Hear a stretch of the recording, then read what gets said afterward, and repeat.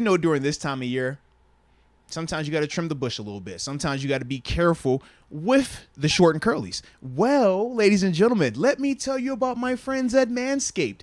Because they are the leaders in below the waistline grooming. Deke, you're aware of that, right? Yeah. They keep the grass low so the tree can show a little bit more. We with you on all that. And that's what we appreciate them. But that Lawnmower 4.0 in particular is the one that always stands out to me. That one with the light on it. Turns on and off. Because some of these got lights that they don't turn on and off. That's not acceptable. You got to have options. Daytime, nighttime, primetime game. You know what I'm saying? Daytime game. But that's what the Lawnmower 4.0 brings to the table, along with a plethora of other healthcare options. Man, you're talking the shampoo, the body wash. Did you want to talk about the body wash?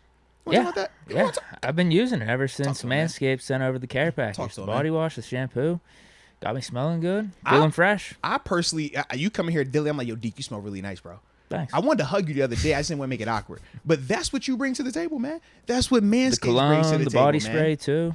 Absolutely, man. Absolutely. So, with that being said, we also know that when we talk about anybody up here, we got to have something for you. And that's a promo code. It's MOATS. You use that, you'll get your 20% off of your purchase at manscaped.com, along with free shipping worldwide. So, Deke, to me, this sounds like a no-brainer. It sounds like one of those things like, don't waste your time. A win-win. Yeah. They're doing for you, you're going to do for you, and you're also going to do for others. But either way, man, definitely use that promo code, and your dangly twins will appreciate you. Can you take us through your relationship with Troy and that dynamic? Because they draft him essentially in a way to replace you, but you took on like a more of a mentorship role and kind of like lean into it. Can you just take me through that mentality and why you had it that way and why it ended up working out? They definitely drafted Troy to replace me. There wasn't no essential about it. There wasn't nothing, sugarcoating it. They were like, listen. No ifs. It happened. No ifs, ands, buts, nothing. They were like, dude, you just, blew out your knee again. You're going into your seventh year in the league. You ain't as fast as you used to be. You ain't as distinctive. But there's a guy out in USC that can do all of those things that we're going to go after him and get. And I'm like, and listen, after watching this tape and seeing some of the things they do, I was like, oh, yeah, he got it. He got it. Hey, Mike, I was like, Mike, it's certain ones that you could just look at. You're like, bro, he has it. That's the one. Bro, like he had that soul glow, that glow around him. You know what I'm saying? He was just it. I was like, this dude's coming here. And I was like, yo, we need to move. We need to start looking for some other locations because this dude is coming in to take my job. But it wasn't necessarily, in my mind, coming in to take my job. It was him coming in to make this team better in an area that needed to be upgraded. Yeah. And when you shift your mindset from, okay, the reality, the reality of the business and you know what it's about. So I shifted my mindset of saying, okay, I may not be the starter, I may not be the guy, but I said I can go and do what I know how to do again in training camp, come back and have the best training camp, and they'll find a place for me on this roster. I'm going to be in that 53. It doesn't matter if I'm the starting strong safety. It doesn't matter if I'm the backup free safety. It doesn't matter if I'm the wedge buster on special teams. I'm going to find a way to make this roster. And I was like, there's not 53 dudes better than me at these other positions that I can't fit into one of them. You know what I'm saying? Wherever it is. And that's the mentality I took on. And I think taking on that mentality made them drafting Troy to replace me easier. And then once you meet this dude, like, there's no way you wouldn't offer yourself up to him because that's the way he introduces himself. No. He offers himself up to you. Didn't know nothing about me, didn't care. He was just like, yo, came in. I felt his spirit, man. And it was just something about that. From that moment on, it was like, whatever I can do to help this dude, I'm going to do. I'm going to show him how it is to be a professional coming from college. On the football side of it, all I had to do was really give him the terminology. He knew everything else. His football IQ was outstanding. I think at the beginning, he was just trying to come in and do so much because there was so much pressure on him to upgrade that position that he made a few rookie mistakes. But that was a short spurt of time from him making mistakes.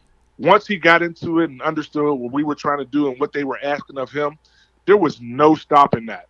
And through him growing and through him learning, I started to grow and learn and expand. Because I think as veterans, sometimes you be like, I got this. I know it all.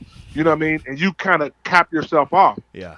With Troy doing some of the things that he was able to do with his athletic ability and his football knowledge, I started learning from him. I'm like, oh, there's another way that we can do that. You know what I mean? But he was so physically gifted that he was able to do some things that I know I physically couldn't do at that time. But I was like, okay, I know how to take a different angle to get here. I know how he's studying film, or he would be sitting down analyzing something and seeing something with his new, fresh set of eyes that I may have become stagnant and not being able to see just because I've been doing it for so long. So he was able to point out some things from me. So how could you not have a great relationship with a guy who's seeing insight and giving you insight on what he sees from a new perspective, and I'm giving him what I got from an older perspective and telling him how things went and how things were. I mean, it just went hand in hand. And then when you get in tune with somebody's spirit, man, there's no stopping what can go with their relationship and how far it will go. And that spirit bond got my name called out on the Hall of Fame. Talk about it, bro. Talk got my name called out on. Listen, do you know people still come up to me? I'm in Giant Eagle yesterday. Matter of fact, I'll do you one better. I'm in Bob Evans this morning with my son after coming from his basketball camp. We're sitting down, we're having some breakfast. This lady's, my son is talking. He's being kind of loud, and this lady she just starts laughing. She's like, "Oh, my grandson," and she goes to talking about her grandson, and I'm like looking at her, and I was like, "Do they know who I am?" Because they just kept on having this dialogue, but they didn't. And I said, she had a nice rapport with my son, so I ended up going and picking up their check, and I was just like, "It was great to talk to y'all. I hope my son wasn't a bother and everything." Yeah.